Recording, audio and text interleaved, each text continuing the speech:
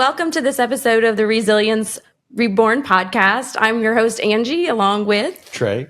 We are so excited today. We have a really amazing person today, Brandon Peacock here. Brandon, if you will, just start out and give us, your story and what you're about and how that came to be. Yeah, for sure. I mean, a high level, super quick snapshot of my story is I actually got shot 3 times in a drive-by shooting as a bystander in June 2020. So just a couple of years ago now, I was hit 3 times. So I got hit in the left side of my chest, which actually the bullet entered just below at the bottom of my left shoulder blade and came out the top of my left collarbone. So broke a bunch of my ribs, but missed my heart and my lungs, which was pretty fortunate. Hit in the left knee as well. And then the third bullet that hit me burst my femoral artery in my right leg. So I was left with pretty devastating, I guess, injuries at the time. I've been able to recover very well, thanks to great resources around me, a ton of hard work and time invested, and a good community, obviously. So yeah, that's kind of a high level of everything I've been through. And now I run a not-for-profit, registered charity in Canada and the United States where I help other trauma survivors access resources the same way that I had after I had been through everything. And I also run a consulting agency that helps not-for-profits with social strategies. So in like super high level, that's amazing. Now, what did you do before all this happened? I doubt you had all this other stuff in mind until this kind of happened to you. Yeah, my favorite question to answer, honestly.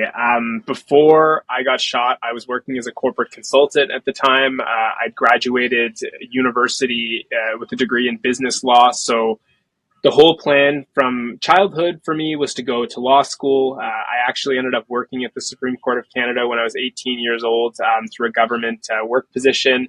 I got to know a bunch of the Supreme Court justices, and it was through connecting with them and becoming friends with them that I realized I actually hated the law. I was not built to be a lawyer. I liked business. I liked a lot of different things, but I knew that it wasn't going to be law for me, but I still wanted to stay in the corporate world because that's what I'd been told was the only pathway to success for most of my childhood, especially coming from a family. I didn't come from a lot of money. My dad's a UPS truck driver, and my mom stayed at home for most of my childhood. So I was supposed to be the golden goose, I guess, or whatever you want to call it, of the family, like go out, work hard, make a bunch of money. That was kind of something that was pushed on me from a young age because I never had that growing up, though my parents did an absolutely incredible job of giving us access to sports and everything otherwise we could have wanted. But yeah, I ended up working as a corporate consultant, and it was literally going for a haircut for that job to maintain a nice, fresh, shortcut look that I got shot. So I never anticipated working in the not-for-profit space. It was something that I never would have pictured myself in, even, just 5 years ago. I've always loved people and working with people and helping people. I did do a lot of stuff as a kid with kids with disabilities. So other kids who had disabilities in the sports community. But I never pictured myself actually working and spending a significant portion of my time in the not-for-profit world. I was very, very business oriented from a young age, really. What was, I guess, I would like to dive a little bit into after this happened to you. Where was your head? What was your mindset? What were things that prompted you to start this type of work? I just kind of want to know what surrounded all that.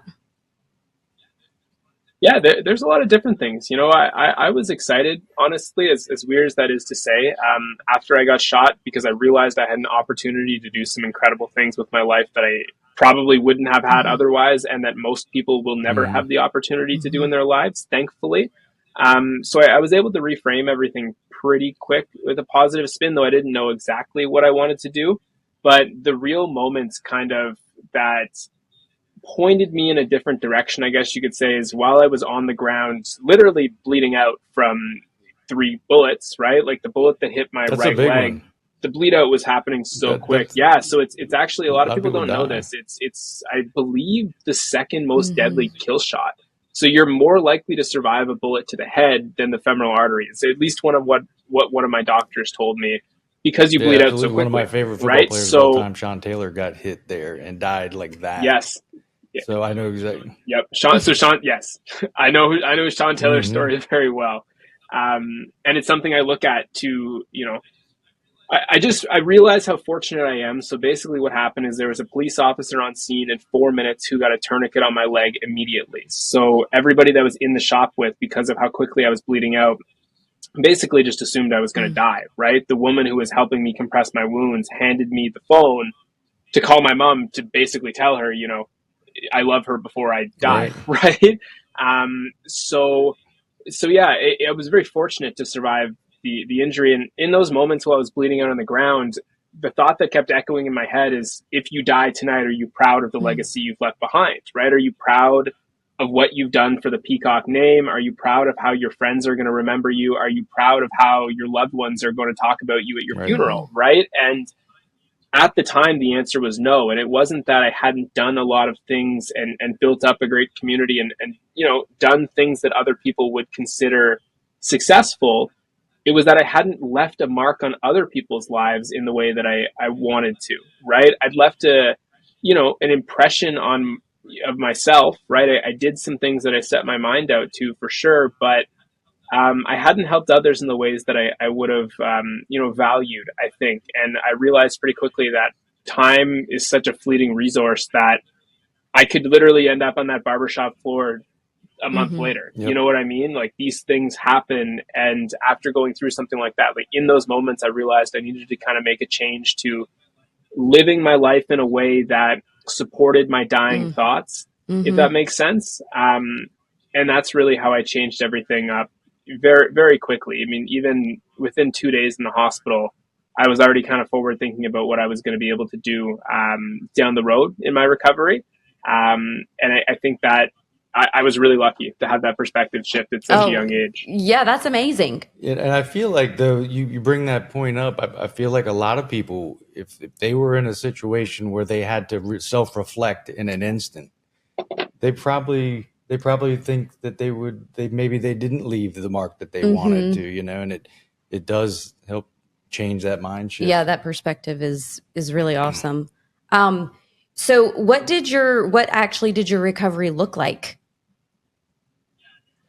Yeah, it was intense. It depends on what angle, I guess, you want to go into, but the physical and the mental recovery were both very different, but both also very, like they were two full-time jobs I was working at the same time. So the physical side of the recovery is the one that everyone's most interested in. And honestly, I just worked out a lot. So I didn't have a lot of connections when I got shot, but my best friend happened to be a physiotherapist who wasn't working because COVID in Canada basically locked down the whole country.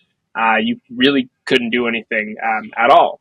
So because I had a best friend who'd graduated as a physiotherapist but couldn't practice in clinic, and he genuinely just loved me and loved his profession, we worked out together 5 hours a day, 7 days a week for 2.5 months. We didn't leave each other's side. He went from being my best friend to my brother. I mean, he was honestly probably more like a brother before that anyways.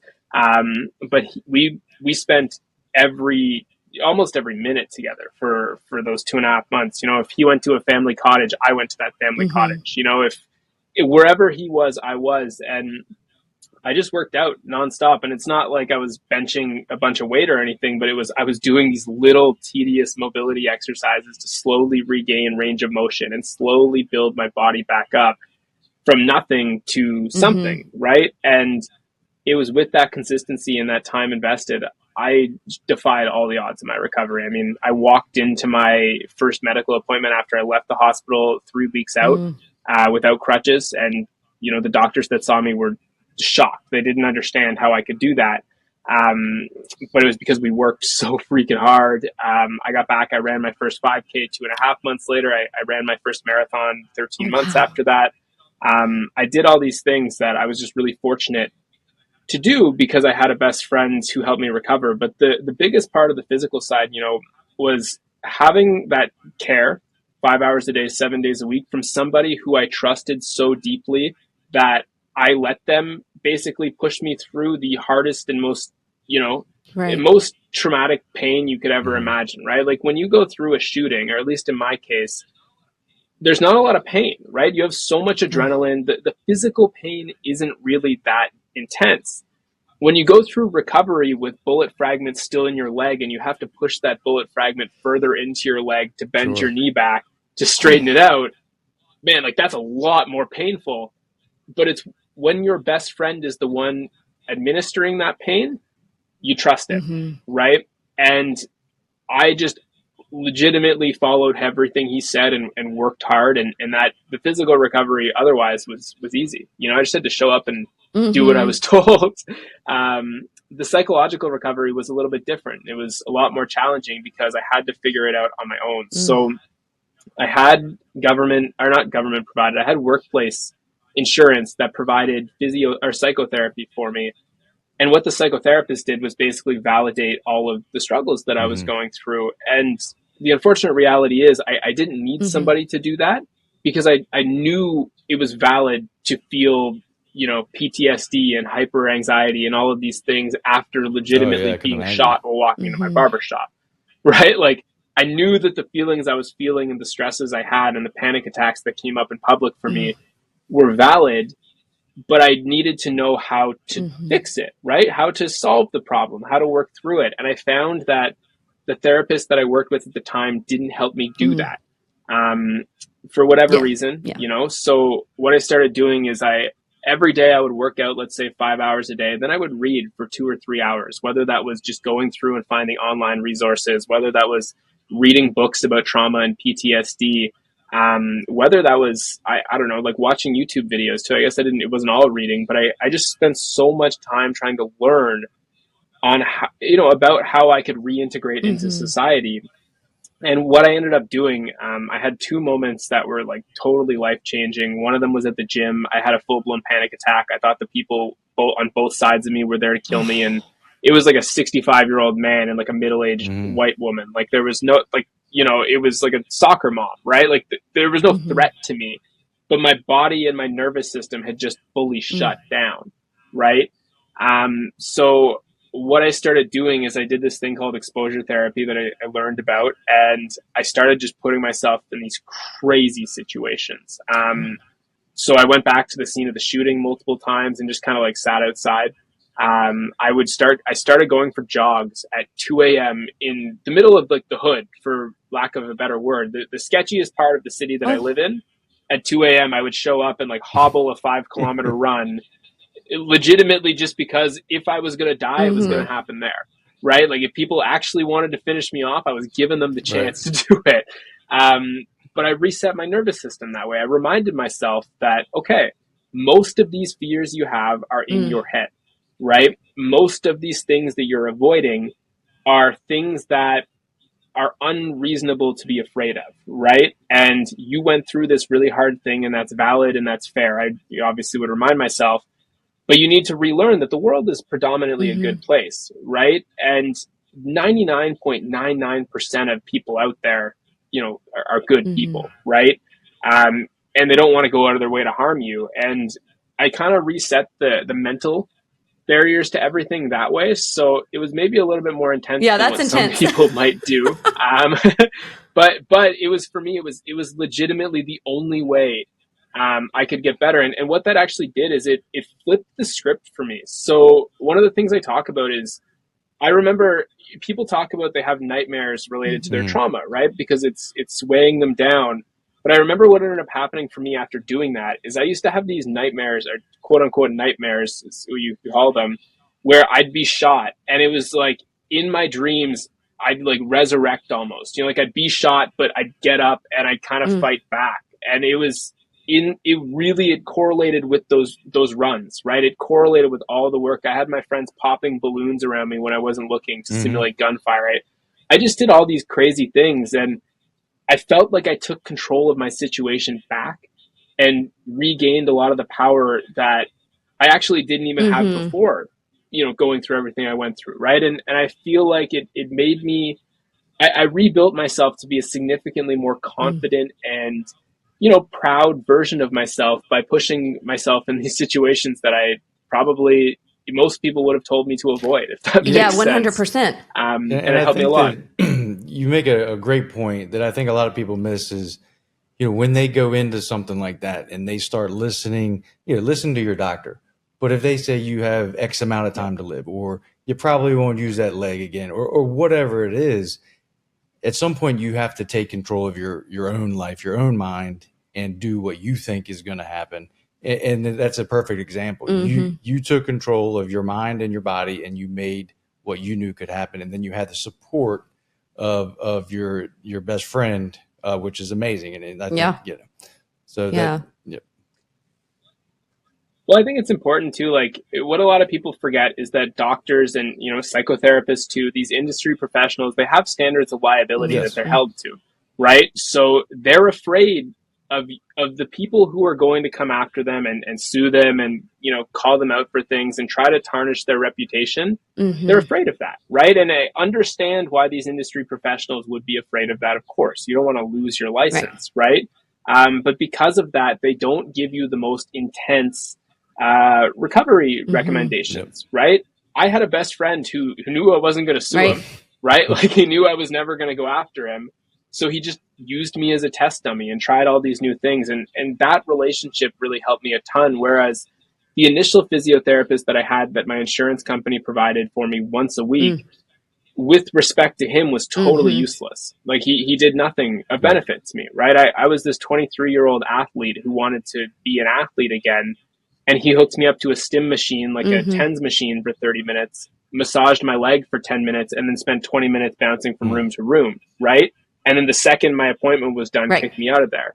And if he was the only physiotherapist I had, I would have never recovered, right? I would have lost my quality of life long term. And, it really hurt me to know, especially having experienced both, that there's a lot of kids out there who had a chance, like I had and took advantage of, and never got to act on it because of, resistance, I guess you could say, from people who are in these positions of power, and blindly just trusting what they say is valid, right? Another thing that's maybe important there is I work with a lot of spinal cord injury survivors, and most of them are told you will never walk again, right? If you have a vertebrae fracture, most of the people who go through those fractures don't walk again. It's the reality of the situation, right?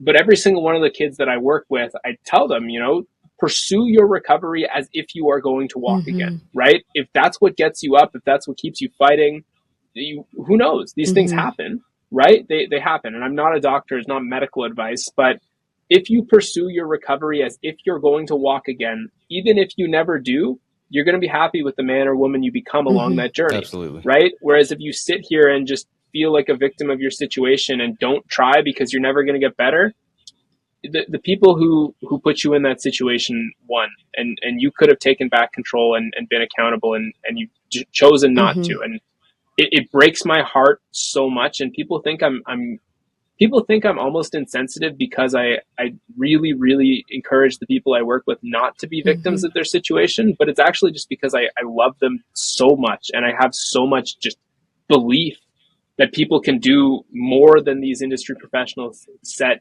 expectation wise. Well, I feel that you bring so much to the table, all those different perspectives. And I'm sure, those young people or whoever you work with are, it's so valuable what they're getting from you. I think that's really amazing. And your perspective blows my mind. It truly does. The way that you persevered through that, it just is, it's so amazing. And I love that you're doing this. What other questions do you have?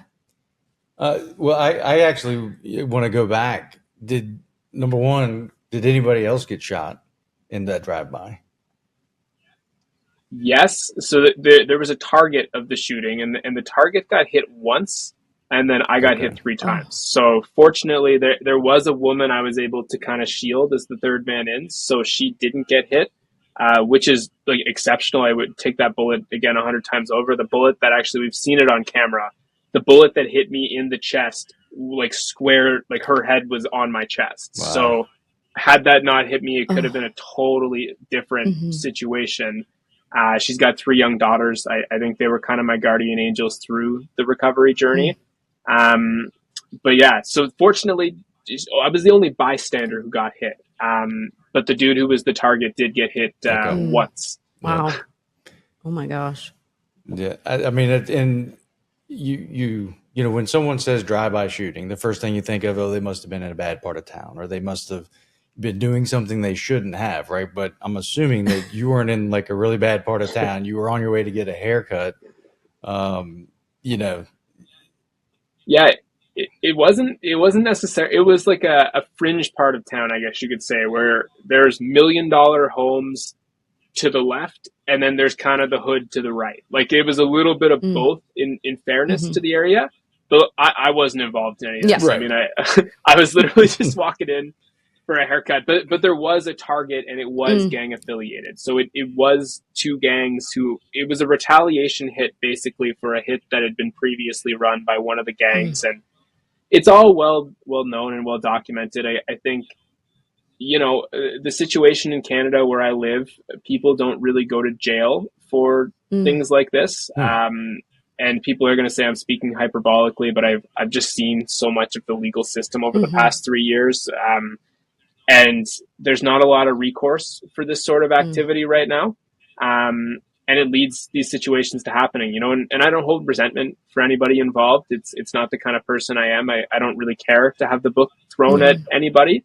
I just wish that maybe they weren't doing these sorts of drive-by shootings at 5:45 p.m. in public settings, you know? Right, absolutely. Okay, so now tell us a little bit. You talked about the physical and the mental recovery. Tell us. I want to know a little bit more about the people that you're helping and just, you know, what you're doing right now. Yeah, my favorite part to talk about. I think if you asked any of my friends, my story is obviously such a big part of the work we do, but I'm so sick of it. I love talking about the kids that I work with. So right now we've worked with over 5 people, which is kind of a small number, but considering the cost of recovery, it's actually a huge number. Like, you know, $1,500 a month for physio bills adds up the more that you start rolling it over. But we initially started out, the first kid we ever worked with was also a gunshot survivor like me from the same area as me. So I'm from Ottawa, Canada, and he's from Ottawa, Canada as well. He got hit in the leg, kind of similar to where I got hit with the bullet that hit me in the right leg, except it just nicked his femoral artery. It didn't sever it, but he was left with pretty bad nerve damage.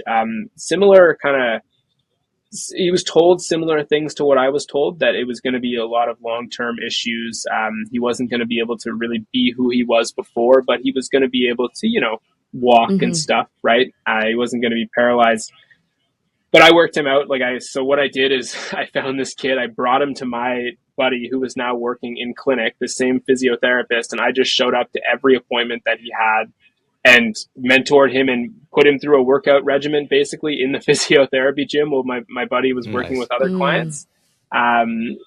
Totally unlicensed. I was just like a friend that was there, not like clinical or anything like that. Didn't pretend I was clinical, but you know what I mean. Gotta say that for liability reasons, I guess.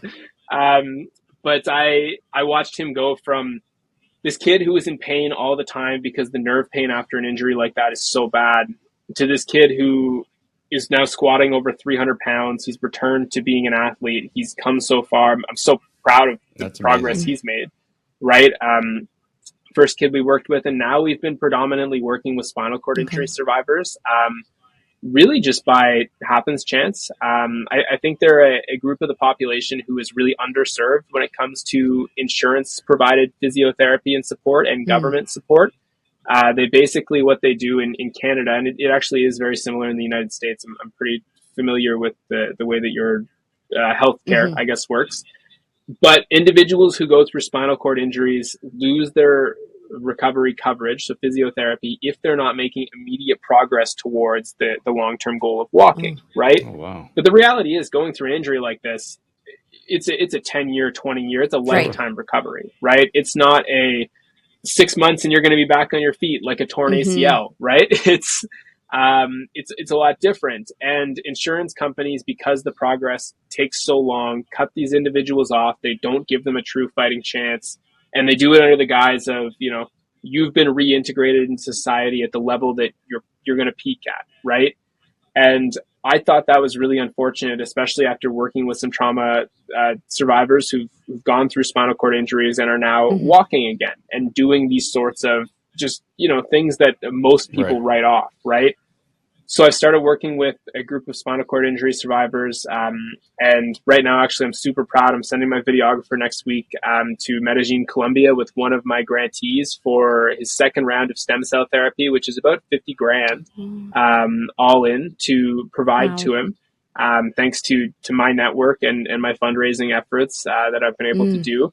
And he's making a ton of progress towards walking again. Again, it's a long-term play. It might not ever happen, right? I don't know. But I have so much confidence in these guys that I want to give them at least the tools to keep fighting when no one else believes in them, right? And even if they don't get there, I'm already very proud of the men they've come along, they've become along the way. And I've also had the luxury of mentoring them very closely when it comes to the mental side of recovery and helping them access all of the things necessary to keep pushing forward. And through that, I've kind of created these individuals who are so resilient and so empowered that they can actually now mentor like new spinal cord injury survivors who come into my network. Great. So it's like a domino effect. Awesome. And it's like so one of my good. favorite things. Yeah, it is. And it's, I would do it if I could spend 100% of my time mentoring trauma survivors, I would do it in a heartbeat, especially the ones who are willing to buy in, because it is tough. One thing I think I have in my corner that other, mentors and support system individuals might not have is I've been through what they're going through and I've prospered through it. So I can hold the kids that I work with a little bit more accountable, right?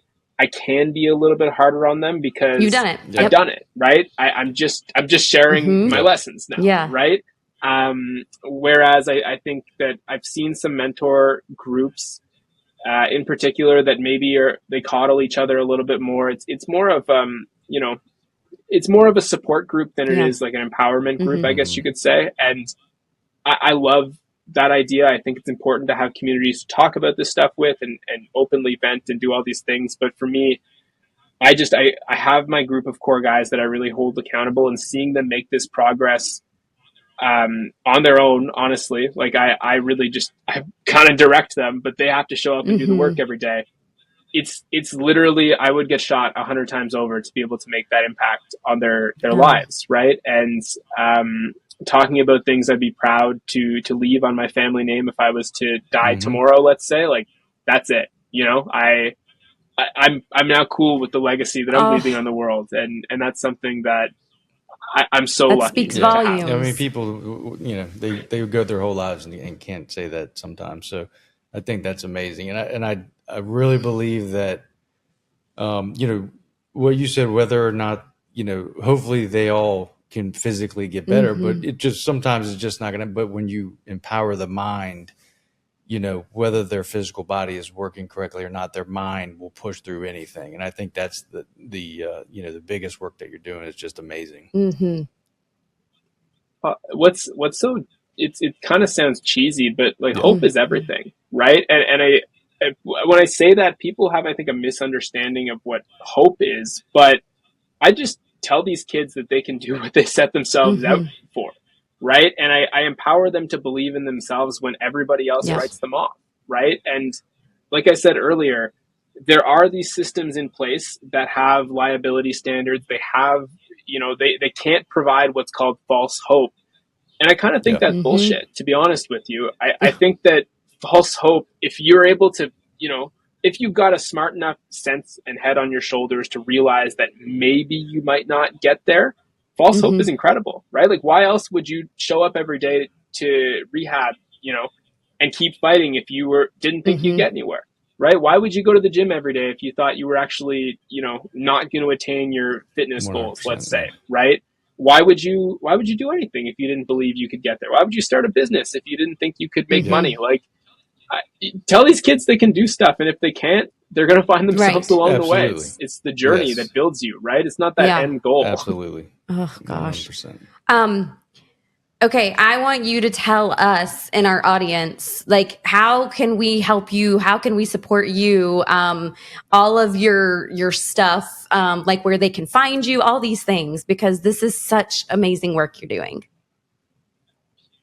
I appreciate it. Yeah, the best way to support me and my mission is to donate to Hit the Ground Running charities. So our website is www.htgrcharity.com, like Hit the Ground Running Charity.com. We're fully tax deductible in Canada and the United States both. So yeah, if anybody wants to donate, that's the best way to help. And where those resources go. So just like a full transparent breakdown.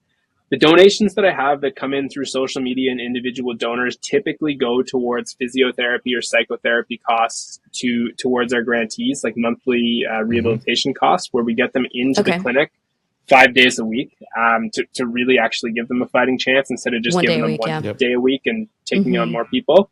But I've got like Gavin and Isaiah and the kids that we're working with now. That's where that money goes. Unless we're doing a side campaign, like for Isaiah right now, we're fundraising for his stem cell therapy, which is like regenerative medicine to help heal the damaged muscle tissue in his spinal cord area, with hopes that that'll give him more range of motion and it'll give him additional like neuro function in his legs, so like motor function.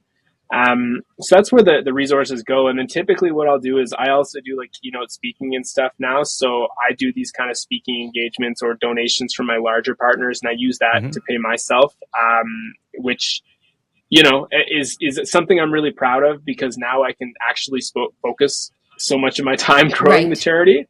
So yeah, my long-term goal though, in full transparency, and I think it's something that's just important to be open and honest about, I want to keep Hit the Ground Running long-term open, and I don't want to be paying myself from it. So my long-term goal, I'm now consulting not-for-profits on social media strategy and growth, because I've used my platforms to fundraise probably over like $200,000 now. I'm trying, and that's all organic fundraising. I'm now starting my consulting company to support other not-for-profits in that. And my goal long-term is to pay myself entirely through my business ventures, and then keep Hit the Ground Running as a charity that's going to be a percentage of all my revenue in, and then everything we do fundraising wise. So we could take on more grantees and help more people, and help them long-term too, is another thing that is the biggest part that's challenging about what we do. Is these kids, they need to be in our care for 4 or 5 years, right? And if you're paying for, you know, if your monthly bills are $10K alone, let's say in just therapy for the kids you're working with, it's hard to run a startup. But I absolutely love it. And if, you know, you ask those kids, if there's one thing I'm good at in the world, it's figuring it out, and I'll make that bill every month. And it's really thanks to the individuals who donate and help kind of drive this mission forward. So if anybody's watching and they want to help, that's the best way to do it. And it doesn't, you know, it helps me help these kids. Like you're helping Gavin and Isaiah. You're not helping me. That makes sense.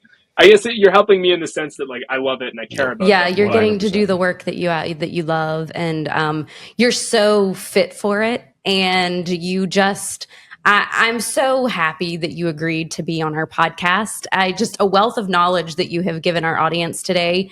And so for the audience, like Brandon said, he runs Hit the Ground Running, and it's hgrt.com, correct? HTGR.